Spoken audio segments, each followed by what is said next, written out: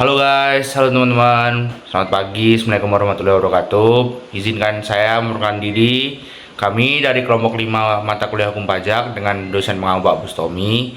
Di sini kami akan menerangkan tentang sanksi-sanksi pajak dari PPT kami. Sebelum masuk ke video ya teman-teman, kita akan memperkenalkan diri terlebih dahulu. Perkenalkan, nama saya Buat Pamungkas dengan akhir 859. Selanjutnya akan diperkenalkan dua teman saya. Halo, saya Birama Ramdan Santoso dengan NIM akhir 159. Halo, aku Agung Putra Caksana dengan NIM akhir 858. Halo, kali ini saya akan menjelaskan tentang sanksi pajak.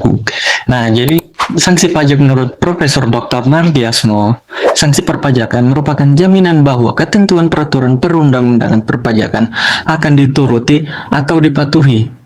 Nah, jadi sanksi pajak di sini merupakan alat pencegah pelanggaran aturan perpajakan berupa sanksi administratif maupun pidana yang diterapkan untuk menjamin kepatuhan wajib pajak. Nah, jadi sanksi ini berfungsi agar wajib pajak mematuhi regulasi dan dapat dipaksakan berdasarkan undang-undang.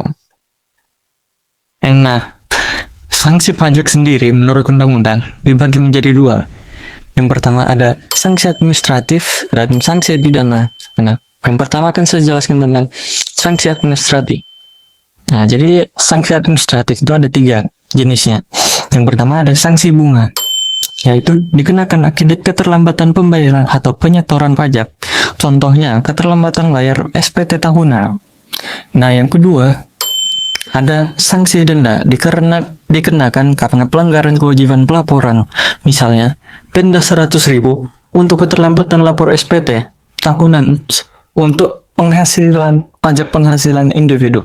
Nah, yang terakhir, sanksi kenaikan. Jadi, sanksi yang paling berat. Sanksi ini berupa kenaikan jumlah pajak terutama sebesar 50% hingga 100% atau lebih. Biasanya diterbitkan melalui surat ketetapan pajak kurang bayar atau biasa yang disingkat dengan SKPKB. Nah, selanjutnya ada sanksi pidana. Nah, jadi sanksi ini diberikan atas pelanggaran berat seperti kesengajaan tidak mendaftarkan NPWP, penyalahgunaan NPWP, atau PKP, ataupun tidak menyetorkan pajak yang telah dipotong. Selanjutnya ada hukuman penjara. Nah, jadi hukuman yang paling singkat adalah 6 bulan dan paling lama 6 tahun. Dan yang terakhir ada denda pidana, paling sedikit 2 kali dan paling banyak 4 kali. Jadi dari jumlah pajak yang kurang atau tidak dibayar. Selanjutnya untuk materi selanjutnya akan dijelaskan oleh teman saya.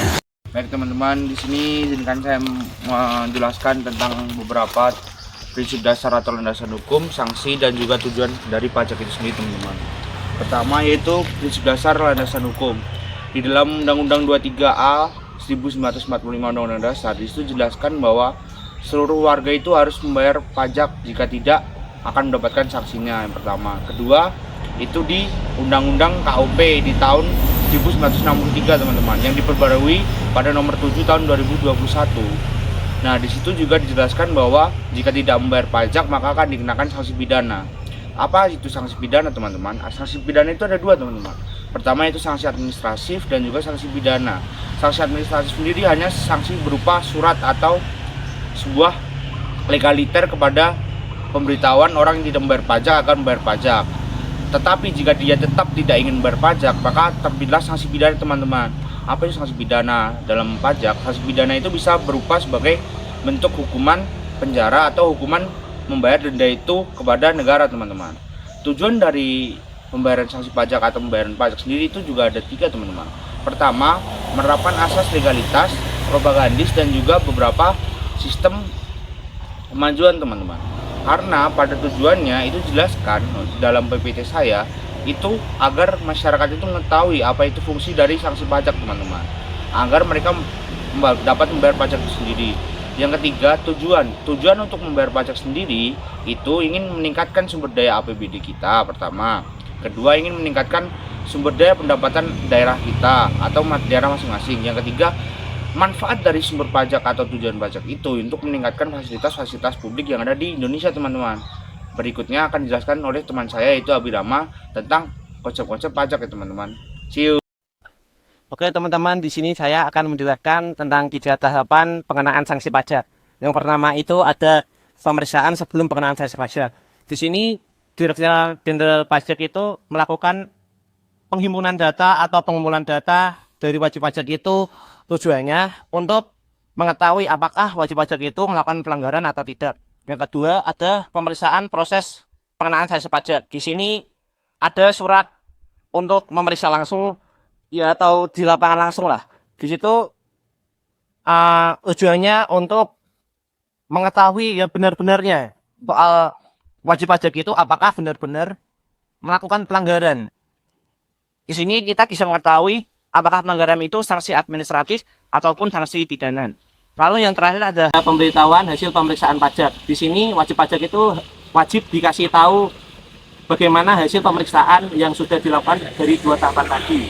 Di sini hasilnya itu berupa surat pemeriksaan. Nanti akan menjadi surat ketetapan pajak, di mana surat ketetapan pajak ini bisa mengetahui apakah mereka itu melakukan pelanggaran atau tidak, bisa membayar lebih maupun tidak membayar.